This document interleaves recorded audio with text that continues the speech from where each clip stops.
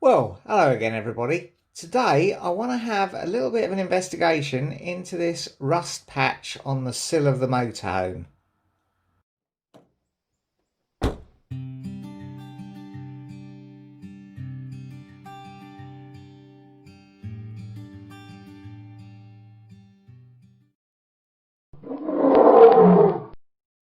I'm going to try cleaning it up with the grip blasting gun.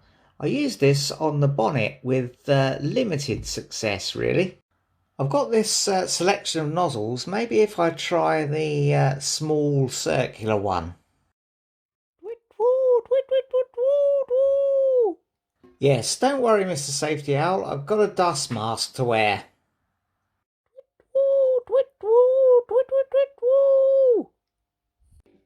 Yes, I have some safety glasses too. Still a bit of grit in the pot from last time it was used. I always seem to want to have a go with this, even though it's never very successful. I think it needs a lot more air than this compressor can deliver. Probably be better off with a wire wheel, really, as we discovered on the bonnet, but I'll give it a go.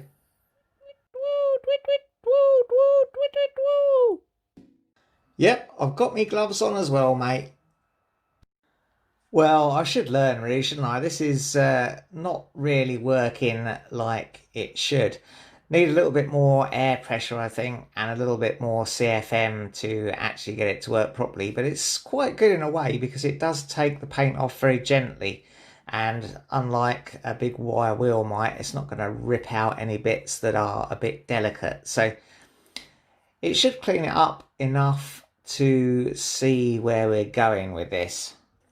One of the things I want to do is to just see what the paint's hiding and see how bad it is under there. We won't really have time to do much of a repair because we're going to be using the van in a few days and going away. But this is something that's been hanging around for a while, and I just really want to see what I'm getting into with this. Now you can see there is a mess of stuff on these sills. It looks like it's had some sort of corrosion proofing put over the top of it that's been painted over the top of again with the white colour. And you can see where that rust has come off. It has left a couple of little holes. And ideally, I'd really like to weld those up with a sort of proper steel repair. However, the time is not right for that at the moment with us going away in a few days. So I'm going to give this a coat of rust converter to start off with. Pretty good stuff this. I've used it on a number of other things and it's actually held up quite well. The things I've used it on haven't appeared to go rusty again. Well, we've had to leave that for 24 hours to do its thing. And Mr. Ginger and I have come back out to see how it looks now. And that looks about ready for some filler. And I've brought some of the trusty old Isopon P38 from Halfords. Good stuff this. I remember going through tins of this on old bangers I had when I first started to drive. But yeah, let's crack on and get some of this mixed up and fill that hole, or fill where those little holes are. Best to wear some gloves while you do this as well. Right, let's whack some on. There's a little bit going on here with a couple of changes of direction and some contours and that sort of mudguard lip thing coming down.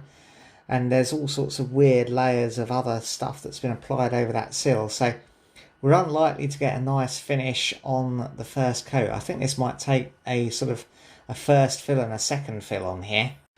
Well, that needs 20 minutes or so to dry, so there's just about time to go and cut the grass and do the watering before we can come back and sand it off. Yeah, that's definitely going to need a little touch with the sandpaper, I reckon. Well, I'm getting this rubbed down as best I can, really. I don't want to make an absolute perfect job of it because I want to come back and do a proper metal repair to it later on. But this is just a holding measure to try and stop it getting any worse and to take care of it ready for our trip in a few days' time. So I've got it nearly to where I think it needs to be, but we've had a phone call and there's problems at the eldest girl's house with the washing machine. So I've got to leave it here for tonight, I think. Well, it's now the next day, and that's definitely had more than enough time to harden up. So it definitely needs a second coat of filler to get rid of those low spots, I think.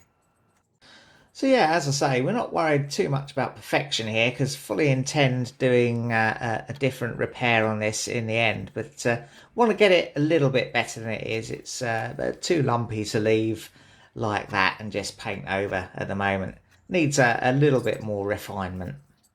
Well, while I waited for that to set, I've added a second storage basket into the shower room. I picked up another one while I was out at Halford's. Got these from B&Q, I think it was. So, yeah, that should ease some of the storage of bits and pieces in the bathroom because the one wasn't quite enough, I don't think. So yeah, now it's just time to sand this off and get it as smooth as I can, really. As I say, I'm not going for perfection. I'm not going to try and use the colour matched paint anyway because I can't really spray out here. There's other people's cars far too close. So I'm going to have to brush on some paint. And obviously the base coat that matches that I've got requires a clear coat over, which would be difficult to match in anyway and wouldn't be worth it with all the other rubbish and bits and pieces that's been painted onto this sill. So I'm just going to use some white Smooth-Right that I got from Halford's when I got the filler. So there we go, it's a pretty bodgy repair, but hopefully it'll hold back that rust and stop it getting too much worse, and it'll see us through our Yorkshire trip. Who knows when I'll get round to doing it all properly. I fully intend to, but these things sometimes take a little bit longer to get done than you hope. I'm not sure really if that would be an MOT fail, that little tiny bit of perforation there. I somehow doubt it, but we'll soon find out if I still haven't got round to repairing that come MOT time.